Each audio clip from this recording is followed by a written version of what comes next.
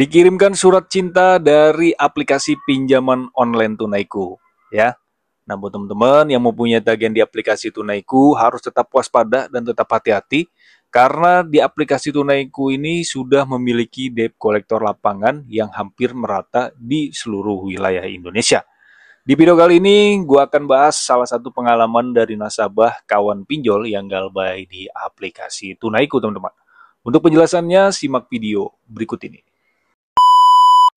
Halo, assalamualaikum warahmatullahi wabarakatuh. Balik lagi di KP Channel seputar fintech dan pinjaman online. Apa kabar teman-teman kalian hari ini? Semoga sehat selalu ya, tetap semangat, tetap menjalankan aktivitas seperti biasanya. Masalah pinjaman online, mari kita sharing dan diskusi di KP Channel. Oke, di video kali ini teman-teman, gue akan review lagi ya salah satu pengalaman dari nasabah yang galbay di aplikasi pinjaman online Tunaiku ya dari Amarbank ya.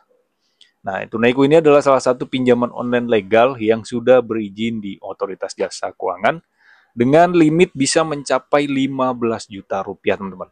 Ya, PT Tunaiku atau pinjaman Tunaiku ini dibiayai dari PT Amarbank ya.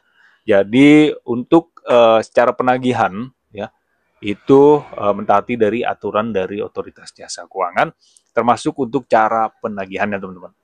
Banyak pertanyaan juga yang masuk ya mengenai Bang di aplikasi Tunaiku itu sudah ada debt collector lapangannya atau belum ya. Jawabannya sudah ada teman-teman ya. Karena ini dari Amarbank ya, perusahaan yang besar teman-teman, perusahaan bank. Jadi untuk debt collector lapangan di Tunaiku ini sudah merata ya hampir di seluruh wilayah Indonesia. Jadi teman-teman harus tetap hati-hati dan waspada jika mengalami kendala telat bayar di aplikasi pinjaman Tunaiku. Karena sewaktu-waktu kalian akan disamperin oleh debt collector lapangan. Sebelum disamperin debt collector lapangan, tentu ada beberapa peringatan terlebih dahulu ya. Peringatannya itu berupa pesan ya, pesan yang dikirimkan melalui WhatsApp, email, atau bahkan telepon. Nah, biasanya untuk debt collector Tunaiku ini ke rumah kalian itu setelah telat 3 bulan. Ya, minimal 3 bulan dan maksimalnya itu bisa sampai 2 tahun. Jadi teman-teman yang beranggapan bahwa Bang saya galbay sudah 1 tahun tapi aman-aman aja. Belum tentu teman-teman. Ya, karena beberapa pengalaman yang gua rangkum, yang galbay 2 tahun tetap disamperin teman-teman oleh debt collector aplikasi pinjaman online Tunaiku. Ya, apalagi yang galbaynya puluhan juta, itu sudah pasti tunggu waktu saja ya. Debt collector atau pihak ketiga itu bakalan ke rumah kalian. Dan untuk debt collector lapangannya tentu sopan-sopan ya, karena di sini ya, gua rangkum dari pengalaman yang galbay di aplikasi Tunaiku, ya dia disamperin debt collector dan debt collectornya katanya sopan. Oke, nah ini dia teman-teman ya, dapat surat cinta dari Tunaiku, ya biasanya nganterin gini debt collector. Ya, ini sudah telat berapa bulan ya? Hampir 3 bulan, ya ada yang 1 tahun didatengin teman-teman. Ya, ini jadi untuk suratnya ini resmi ya dari Amarbank Tunaiku itu sudah memiliki debt collector lapangan hampir di seluruh wilayah Indonesia ya, dari Sabang sampai Merauke, di kota maupun di kabupaten ya pelosok mungkin sudah ada debt collector aplikasi Tunaiku. Di tahun 2025 ini hati-hati aja ya buat kalian yang gagal bayar.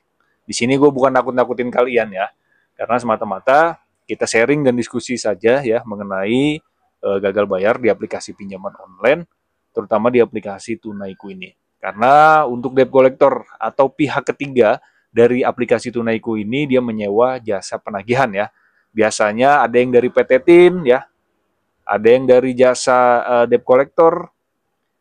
Nah itu banyak teman-teman ya. Ada beberapa jasa yang bekerja sama dengan aplikasi pinjaman Tunaiku teman-teman.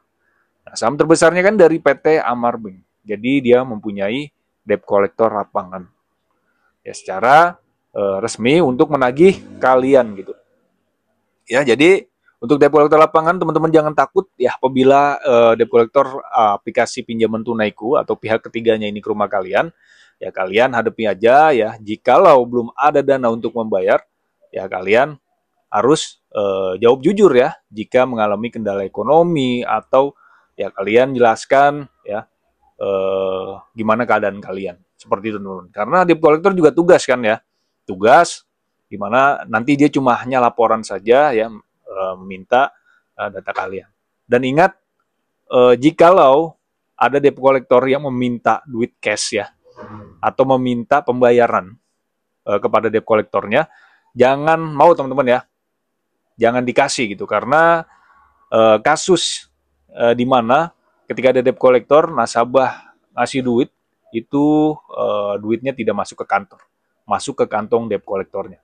Ini sering terjadi teman-teman. Jadi teman-teman yang nonton video ini, mungkin kalau misalkan ada debt collector tunaiku yang ke rumah kalian dan meminta pembayaran, ya kalian jangan mau ya.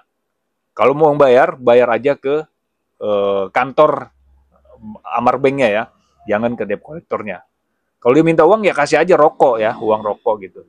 Kalau untuk tagihan jangan sampai teman-teman. Ya, jangan bayar ke debt collectornya. Kalian bisa virtual account atau ke kantor terdekat Amar Bank. Seperti itu teman-teman ya, karena ini kasusnya banyak sekali nasabah yang tagihannya tetap tapi dia membayar di debt collectornya. Jangan sampai terjadi lagi. Oke? Mungkin segitu aja ya video kali ini mengenai pinjaman tunaiku. Sekali lagi, tunaiku sudah ada debt collector lapangan. Kalian yang mengalami kendala harus tetap waspada dan hati-hati.